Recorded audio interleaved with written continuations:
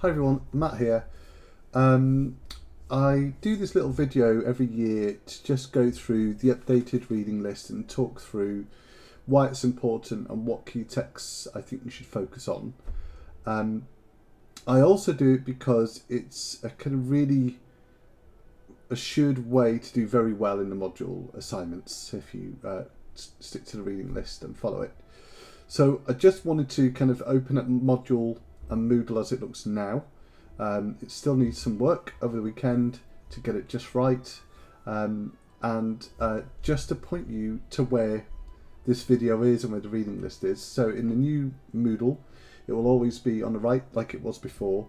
You can see it's been recently updated because I've changed and added a few books in, and some are a little bit dated, so I've pulled them out now. And the video for this is here, but it'll also be at the top of the reading list if you forget to.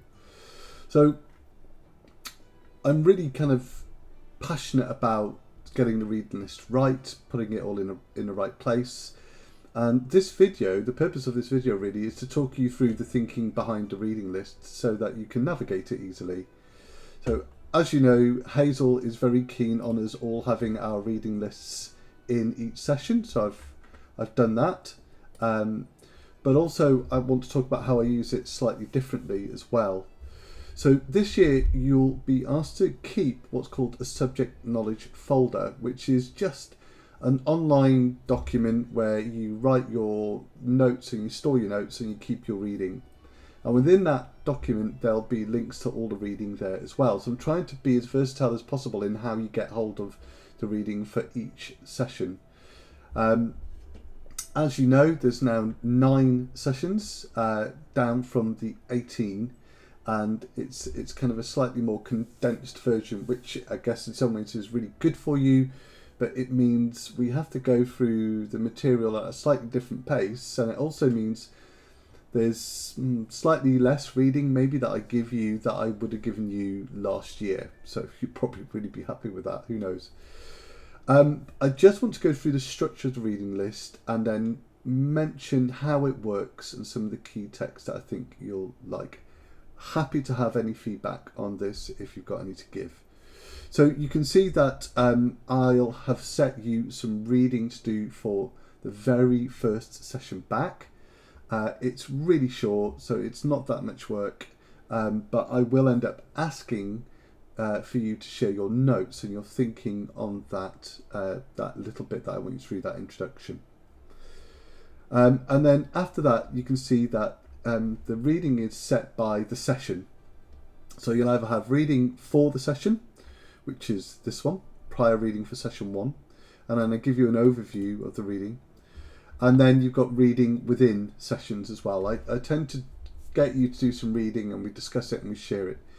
And there's lots of reasons why. One is I think it makes you better thinkers about teaching if you're debating these things with your peers and with me. And then the second one is I am naturally giving you access to texts that I want you to reference in the assignment. So you can see that after every article or chapter that I ask you to read, I say that's really good for assignment part A, or that's really good for assignment part B. And I've done that with absolutely everything I ask you to read. And a little of it is to do about making it clear to you that I'm not giving you something to read because I'm trying to fill up your time. It's more like I'm trying to give you something to read to make you a better teacher of reading, or a better teacher of reading for pleasure, and then just by osmosis naturally going to be much better at answering the assignment question.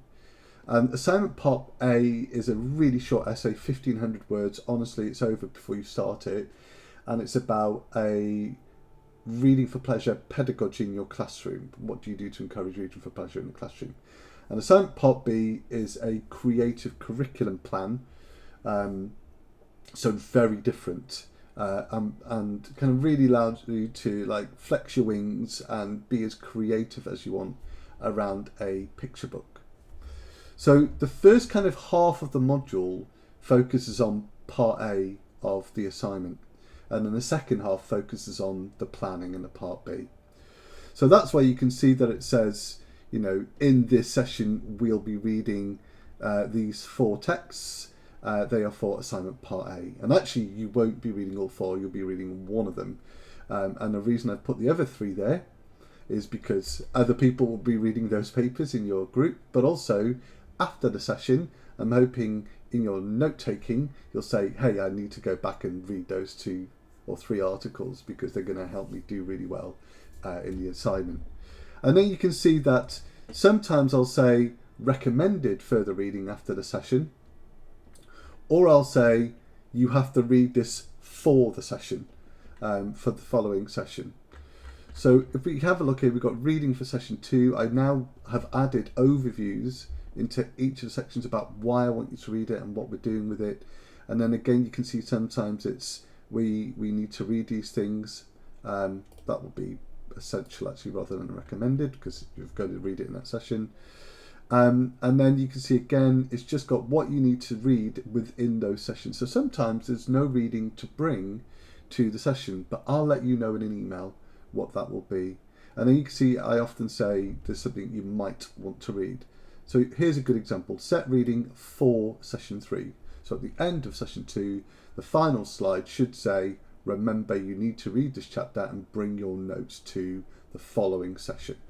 So that's the structure for all 9 sessions. It'll either say part A or part B as a form for like guiding your thinking about why I'm asking you to read and what it's for. And then you can see at the end of the kind of the session reading, I've then got the core text of the module, and then everything's broken down a little bit more.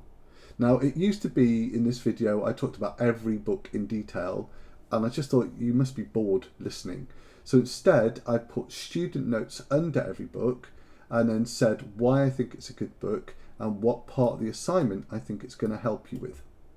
So that's the idea there. So you've got the core text. Yes, I know, it's a bit big-headed, put my own book in, sorry.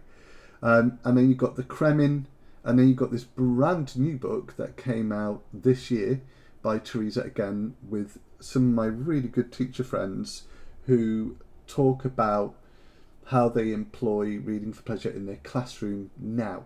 So it's teachers doing the talking, which is great, working with lecturers on with that expertise. So you can see actually there's one chapter that I really recommend in my book. I don't really recommend many others for assignment part A. This is, I haven't written it down here actually, but this is assignment part A. And then, you've read Chambers now, so you know why we're citing that around book talk and things like that. And then the other potentially new book is Jane Doonan's Looking at Pictures and Picture Books. Now, we sell this, Debbie and I, for £5, and it comes from Aidan and Nancy Chambers because they published a few books. And there's loads in the library too, but it will give you like that kind of first edge in doing well in assignment part B. And then, as I said earlier, assignment part B is that essay that you write, the 1500 word essay on a reading for pleasure pedagogy. And what I've done there is, when I do the assignment briefing with you, you'll find out that I say things like, hey, you get to choose whether you want to write about drama, or whether you want to write about talk, or whether you want to write about communities of readers, or whether you want to write about the importance of diverse texts. And what I've done is, as a kind of starting foundation, I've done my top 15 or something like that, books that I think are really good for you to use. And then they're not in order of best to worst, but these are my top 15. So you can see on the importance of reading for pleasure, so like maybe your introduction and your conclusion, you can see I've even said that here. These are books that I think are really good, and then I've written the note saying why I think they're good. Okay, you can see that it's number 5, number 6, and so on and so on. So these are all really good too. And again, I explain on each one why they're really good. And the headings here will make sense when we've done the assignment briefing. But in a nutshell, they are the options of what you can write about if you want to in your essay. Actually, it's not if you want to, you have to. But it's a limit. You get to choose 2 of them that you want to focus on. And then you can see that after we've gone through the areas that you look at in assignment part A, I then move into the planning part for assignment part B. And this time I did a top 12 books that I think are really good for that, and why I think that is. So here they are, you know, how to, when you have to write about talk there, when you have to write about making cross-curricular connections, these books are great. If you want to, when you're doing your drama element, those books are good.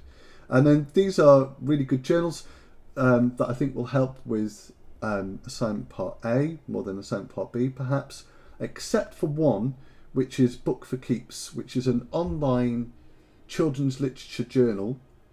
It's the only one there is in the UK that does what it does, and it's brilliant. I write for it and do reviews for it, and it's been going since I was a student. What's really good for assignment part B, where you plan around a text, is it has fantastic interviews with authors and illustrators. So if you're lucky enough to choose a book and the author and illustrator are interviewed in Books for Keeps, then that could be a really good reference to use. And it's up to you whether you jump into these journals or not.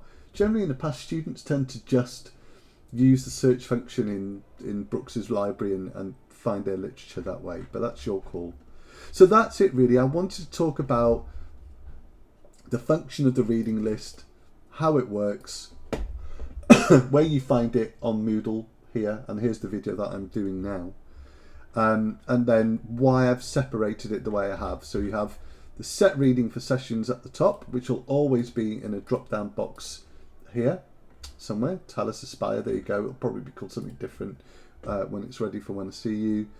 And then when you get past all of that set reading, then you come down to the core text for the module, which always have to be referenced in the assignments, otherwise you're not going to get a high mark under research and reading. And then you've got the further reading to support you.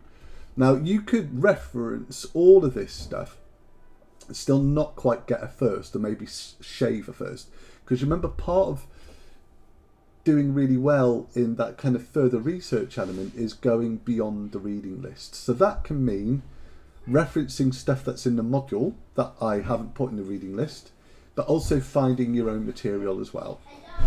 So that's it. I better stop because the kids have just come home and it's going to go bad. So thanks very much. So all done.